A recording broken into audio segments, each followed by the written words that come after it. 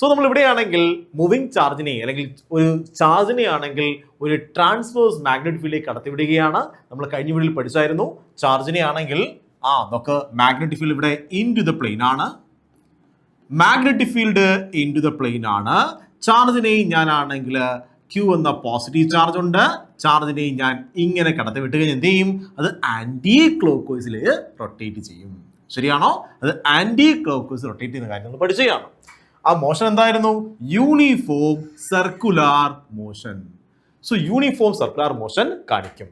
അങ്ങനെ പറഞ്ഞേ, Q എന്ന ചാർജ് ആ V എന്ന വെലോസിറ്റിയിൽ ആ ഒരു മാഗ്നറ്റിക് ഫീൽഡ് പെർപെൻഡിക്കുലർ ആയിട്ട് വന്നു കഴിഞ്ഞാൽ അത് യൂണിഫോം സർക്കുലാർ മോഷൻ കാണിക്കും. പഠിച്ചതാണ്. അത് എങ്ങനെ കറങ്ങുന്നത് എങ്ങനെയാണ്? അത് ആന്റി ക്ലോക്ക് വൈസിലാണ്. ആന്റി ക്ലോക്ക് വൈസ് റൊട്ടേഷൻ ആണ് ഈ പോസിറ്റീവ് ചാർജിന് ഈ ഇൻടു ദ മാഗ്നറ്റിക് ഫീൽഡ് ഉണ്ടാകുമെന്ന് പഠിച്ചു അല്ലേ? ഇനിയാണെങ്കിൽ നമ്മൾ നോക്കാൻ പോണത് ആ ചാർജ് കറങ്ങുകയാണ്. ആ കറങ്ങുന്ന പാത്തിന്റെ റേഡിയസ് ഓഫ് സർക്കുലർ പാത്ത്, ആ പാത്തിന്റെ റേഡിയസ് ആണ് കണ്ടുപിടിക്കാൻ പോണത്. റേഡിയസുമായി ബന്ധപ്പെട്ടുള്ള നല്ല നല്ല ക്വസ്റ്റ്യൻസ് ഉണ്ട്. ആ ക്വസ്റ്റ്യൻസ് നമ്മളിവിടെ സോൾവ് ചെയ്യാൻ നോക്കാം. ഓക്കെ മക്കളെ, സോ നമുക്ക് സ്റ്റാർട്ട് ചെയ്യാം. നോക്കൂ മക്കളെ, ഇവിടെയാണെങ്കിൽ നമുക്കറിയാം ചാർജ് ഇങ്ങനെ സർക്കുലാർ മോഷൻ കാണിക്കും. യൂണിഫോം സർക്കുലാർ മോഷൻ കാണിക്കും. ശരിയല്ലേ? സോ ചാർജ്, ഇത് ചാർജാണ്. ആ ചാർജിന് ഇങ്ങോട്ടേക്ക് വെലോസിറ്റി ഉണ്ട്, അതുപോലെ ഇങ്ങോട്ടേക്ക് ഫോഴ്സ് ഉണ്ട്. ഈ ഫോഴ്സ് എത്രയായിരുന്നു? QVB ആണ്. മാഗ്നറ്റിക് ഫോഴ്സ് ഇങ്ങോട്ടാണ് ആക്ട് ചെയ്യണത്. നമ്മൾ പഠിച്ചു മാഗ്നറ്റിക് ഫോഴ്സ് എന്തുപോലെ ആക്ട് ചെയ്യും? മാഗ്നറ്റിക് ഫോഴ്സ് എന്ന് പറയുന്നത് മാഗ്നറ്റിക് ഫോഴ്സ് സെൻട്രിപെറ്റൽ ഫോഴ്സ് പോലെ ആക്ട് ചെയ്യും. ശരിയാണോ? Magnetic force equal to centripetal force. So magnetic ഫോഴ്സിന് പകരം നമ്മൾ QVB എന്ന് പറഞ്ഞു, which is equal to centripetal force ആണ് mv² ഡിവൈഡ് ബൈ r എന്ന് പറയുന്നത്. സോ r എന്താണ്? ഇതിന്റെ റേഡിയസ് ആണ്. m എന്താണ്? ചാർജിന്റെ മാസ് ആണ്. ഓക്കെ ആണോ മക്കളെ? സോ V എന്ന വെലോസിറ്റി ഉണ്ട്, Q എന്ന ചാർജ് ഉണ്ട്. ആ ചാർജ് ഇങ്ങനെയാണ് കറങ്ങുകയാണ്, അതിന് m മാസ് ഉണ്ട്. അങ്ങനെയെങ്കിൽ നമുക്ക് ഇവിടെ ആൾക്കാരെ ക്യാൻസൽ കളയാം. ഇവിടുത്തെ ഒരു വിയും ഇവിടുത്തെ ഒരു വിയും ക്യാൻസൽ ആയി പോയി. സോ നമുക്ക് റേഡിയസിന്റെ എക്സ്പ്രഷൻ വേണം. ശരിയല്ലേ? റേഡിയസിന്റെ എക്സ്പ്രഷൻ വേണം. So radius which is equal to r, which is equal to നമുക്ക് r-നെ ഇവിടെ കൊണ്ടുവരാം, ബാക്കി ആൾക്കാരെ താഴെ കൊണ്ടുപോവാം. നമുക്ക് കിട്ടും mv divide by QB. mv divide by QB. So ഇത് ഒരു ഇക്വേഷൻ ആണ്. നമുക്ക് ഇക്വേഷനെ മോഡിഫൈ ചെയ്യണം. ഇത് ഒരു ഇക്വേഷൻ ആണ്. സോ m എന്താണ്? Mass of the charge. V എന്താണ്? Velocity of the charge. Q എന്താണ്? Charge of the charge. അതുപോലെ B എന്ന് പറഞ്ഞാൽ എക്സ്റ്റേണൽ മാഗ്നറ്റിക് ഫീൽഡ്. ഈ B എന്താണ്? എക്സ്റ്റേണൽ മാഗ്നറ്റിക് ഫീൽഡിന്റെ ഇന്റൻസിറ്റി ആണ്. ഓക്കെ ആണോ മക്കളെ? ശരി, അങ്ങനെയെങ്കിൽ പറഞ്ഞു തന്നേടാ, നമുക്ക് ഈ ഇക്വേഷനെ നമ്മൾ ഇക്വേഷൻ മാറ്റി എഴുതാൻ പോവാണ്. നമ്മുടെ ഇക്വേഷൻ എന്താണ്? R which is equal to mv divided by QB. ഈ ഇക്വേഷനിൽ നമുക്ക് ഈ mv എന്ന് പറഞ്ഞാൽ എന്താണ്? നമുക്കറിയാം mv എന്ന് പറഞ്ഞു കഴിഞ്ഞാൽ ഇത് മൊമെന്റം ആണ്. എന്താണ്? മൊമെന്റം ആണ്. മൊമെന്റം P ആണ്. സോ നമുക്ക് ഇങ്ങനെ ഇക്വേഷൻ മാറ്റി എഴുതി കൂടെ? R which is equal to momentum divided by QB. എന്താണ്? മൊമെന്റം ആണ്.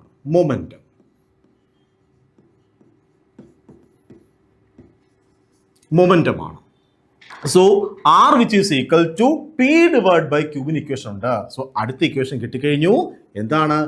R which is equal to P divided by QB. ഇനി എന്താണ് മൊമെന്റം എന്ന് പറഞ്ഞു കഴിഞ്ഞാൽ നമുക്ക് മൊമെന്റത്തിനെ മാറ്റി എഴുതാൻ പഠിച്ചതാണ്. Momentum which is equal to root of 2m into kinetic energy ആണ്.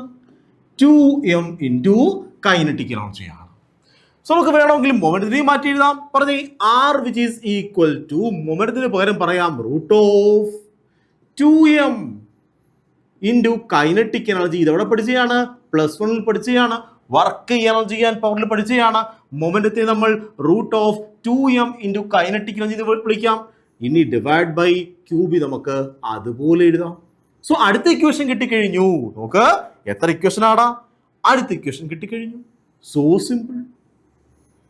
ഇനി കൈനറ്റിക് എനർജി, ഒരു ചാർജിന് എങ്ങനെ കൈനറ്റിക് എനർജി കിട്ടുന്നേ? ഫോർ എക്സാമ്പിൾ ഒരു ചാർജ് ഉണ്ട്, Q എന്നൊരു ചാർജ് ഉണ്ട്.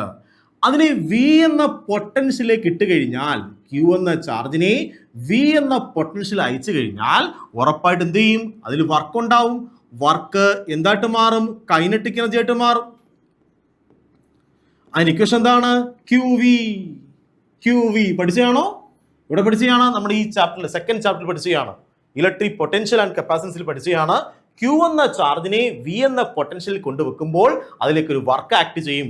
ആ work which is equal to kinetic energy ആണ്. അത് എത്രയാണ്? QE ആണ്. സോ ഈ V എന്താണ്? പൊട്ടൻഷ്യൽ ആണ്. അതെന്താണ്? പൊട്ടൻഷ്യൽ ആണ്. സോ നിങ്ങൾ പറഞ്ഞേ Q എന്ന ചാർജിനെ V എന്ന പൊട്ടൻഷ്യലിൽ കൊണ്ടുവെക്കുമ്പോൾ എന്ത് ചെയ്യും? നോക്ക്, ഇത് ഇലക്ട്രിക് ഫീൽഡ് ആണ്. ഇലക്ട്രിക് ഫീൽഡ് പൊട്ടൻഷ്യൽ ഉണ്ട്. ഇലക്ട്രിക് ഫീൽഡ് രണ്ട് ആൾക്കാരുണ്ട്. ഏതൊക്കെയാണ്? ഇലക്ട്രിക് ഫീൽഡ് ഒരു പോയിന്റ് എടുത്താൽ അവിടെ ഇലക്ട്രിക് ഫീൽഡ് ഇന്റൻസിറ്റിയും ഉണ്ട്, ഇലക്ട്രിക് ഫീൽഡ് പൊട്ടൻഷ്യലും ഉണ്ട്. സോ Q എന്ന ചാർജിനെ V എന്ന പൊട്ടൻഷ്യലിൽ കൊണ്ട് വെച്ച് കഴിഞ്ഞാൽ നമ്മളൊരു വർക്ക് ചെയ്യേണ്ടി വരും. ആ വർക്ക് അതിന് എനർജി ആയിട്ട് സ്റ്റോർ ചെയ്യും. ആ എനർജി കൊണ്ട് അത് മൂവ് ചെയ്യും. അതിന് കൈനറ്റിക് എനർജി കിട്ടും. അതാണ് QE.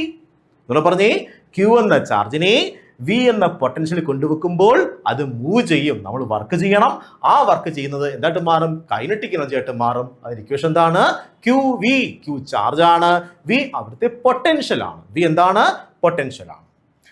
സോ അങ്ങനെയെങ്കിൽ നമുക്ക് ഇവിടെ V നമുക്ക് വലിയ V എഴുതി കാണിക്കാം. അല്ലെങ്കിൽ നിങ്ങൾക്ക് കൺഫ്യൂഷൻ ഉണ്ടാവും. സാർ നേരത്തെയും സാർ ആണെങ്കിൽ V വെലോസിറ്റി എന്ന് പറഞ്ഞു ഉണ്ടോ?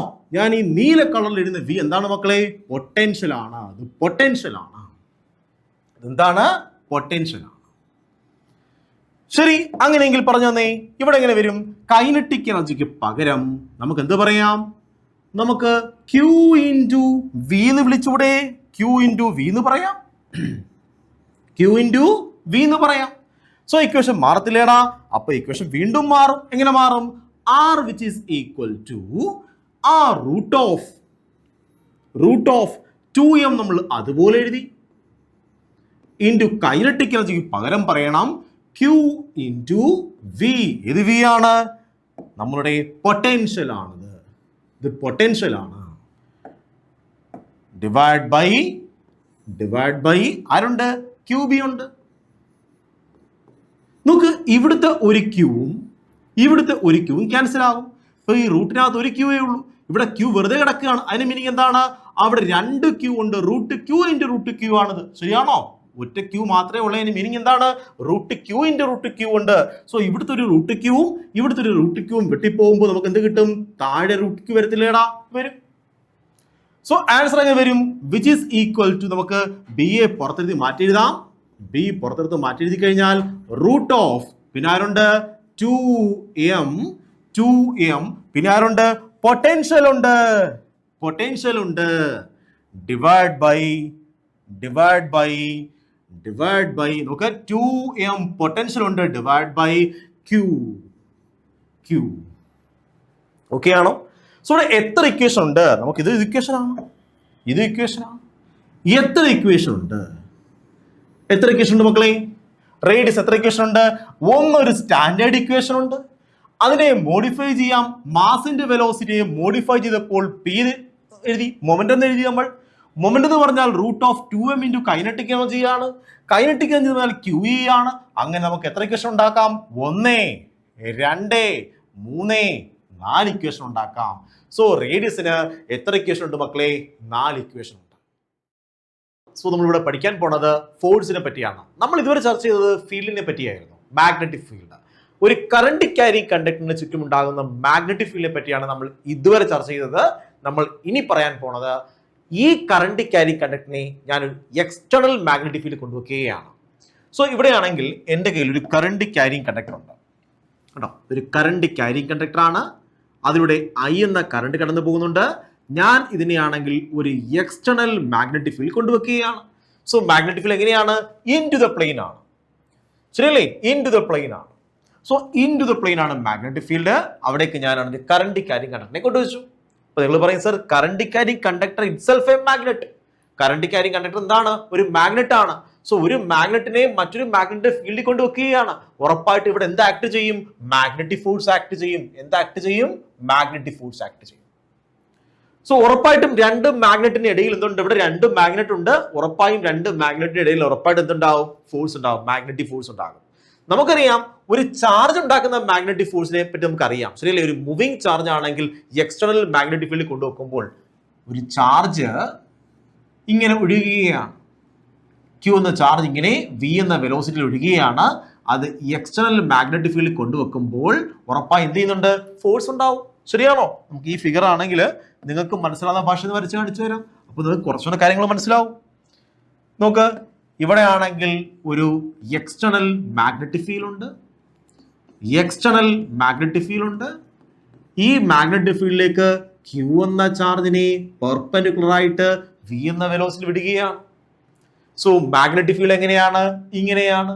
വെലോസിറ്റി എങ്ങനെയാണ്? ഇങ്ങനെയാണ്. സോ ഫോഴ്സ് ഇങ്ങോട്ട് ആക്ട് ചെയ്യും. പാം എങ്ങോട്ടാണോ അങ്ങോട്ടേക്ക് ഫോഴ്സ് ആക്ട് ചെയ്യും. മാഗ്നറ്റിക് ഫീൽഡ് ഇങ്ങോട്ട്, വെലോസിറ്റി ഇങ്ങോട്ട്, ഫോഴ്സ് ഇങ്ങോട്ട് ആക്ട് ചെയ്യും. ശരിയാണോ? സോ സിമ്പിൾ, ഫോഴ്സ് ഇങ്ങോട്ട് ആക്ട് ചെയ്യും. അതിന്റെ ഫലമായിട്ട് ഇത് ഇങ്ങനെ കിടന്ന് കറങ്ങാൻ തുടങ്ങും. നമ്മൾ പഠിച്ചതാണ്. ഈ മാഗ്നറ്റിക് ഫോഴ്സ് ഇക്വേഷൻ എന്തായിരുന്നു? F which is equal to magnetic force which is equal to QVB sin theta എന്നാണ്. QVB sin theta. ഇതിന്റെ വെക്ടർ ഫോം പറഞ്ഞാൽ vector F which is equal to Q into V cross B എന്ന് നമ്മൾ പറയും. ശരിയാണോ? Q into V cross B. ഇവിടെയും same സിറ്റുവേഷനിലെ മക്കളെ, ഇവിടെ ഒരു ചാർജ് ഇങ്ങനെ ഫ്ലോ ചെയ്യുകയാണ്. ചാർജ് എന്ത് ചെയ്യാണ്? ഇങ്ങനെ ഫ്ലോ ചെയ്യുകയാണ്. ചാർജിന്റെ ഫ്ലോയെ വിളിക്കുന്നവരാണ് കറണ്ട്. സോ പോസിറ്റീവ് ചാർജ് ഇങ്ങനെ ഫ്ലോ ചെയ്യുകയാണ്. സോ കറണ്ട് ഇങ്ങനെ ഫ്ലോ ചെയ്യുകയാണ്. ഓക്കെ ആണോ? സോ കറണ്ട് ഇങ്ങനെ ഫ്ലോ ചെയ്യുകയാണ്. മാഗ്നറ്റിക് ഫീൽഡ് ഇങ്ങനെയാണ്. ഉറപ്പായും ഫോഴ്സ് എങ്ങോട്ട് ആക്ട് ചെയ്യും? ഇങ്ങോട്ടേക്ക്. ഇനി ഇങ്ങോട്ടേക്ക് ഒരു ഫോഴ്സ് ആക്ട് ചെയ്യും. പക്ഷെ ഇവിടുത്തെ ഒരു പ്രശ്നം എന്ന് പറഞ്ഞാൽ ഇവിടെ ഒരു ചാർജ് അല്ല, ഇവിടെ ഒരു ചാർജ് ആയിരുന്നു. പക്ഷെ ഇവിടെ ഒരു ചാർജ് ആണോ? അല്ല, ഒരു ചാർജ് അല്ല, ഒരു കൂട്ടം, ഒരു ചാർജിന്റെ ഫ്ലോയാണ്. സോ എനിക്കറിയണം എത്ര ചാർജ് ആണ് ഒരു കറണ്ട് ക്യാരിയിങ് കണ്ടക്ടറിലൂടെ എത്ര ചാർജ് ആണ് മൂവ് ചെയ്യുന്നത്. ശരിയാണോ? ആ ചാർജിന്റെ വെലോസിറ്റി പറ്റി എനിക്കറിയണം. സോ ഇവിടെ രണ്ട് കാര്യങ്ങൾ എനിക്കറിയണം. എന്താണ്? ചാർജിന്റെ എത്ര ചാർജ് ആണ് ഇവിടെ ഉള്ളത്. ചാർജ് ഇങ്ങനെ മൂവ് ചെയ്യുകയാണ്, ഇവിടെയും ചാർജ് മൂവ് ചെയ്യുകയാണ്. സോ ഇവിടെ ധാരാളം ചാർജ് മൂവ് ചെയ്യുന്നുണ്ട്. സോ എത്ര ചാർജ് മൂവ് ചെയ്തു, ടോട്ടൽ ചാർജ് എത്രയെന്ന് എനിക്കറിയണം.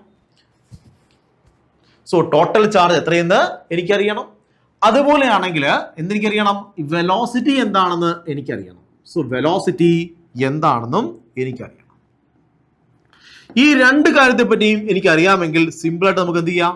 ഇക്വേഷനിലേക്ക് ഇട്ടുകൊടുത്ത് ആൻസറിലേക്ക് എത്തിച്ചേരാൻ കഴിയും. ശരിയാണോ? സോ ഒരു കറണ്ട് ക്യാരിയിങ് കണ്ടക്ടറിലൂടെ എത്ര ചാർജ് ആണ് ഒഴുകുന്നത്, ഇതിനെപ്പറ്റി നമ്മൾ എവിടെ പഠിച്ചതാണ്?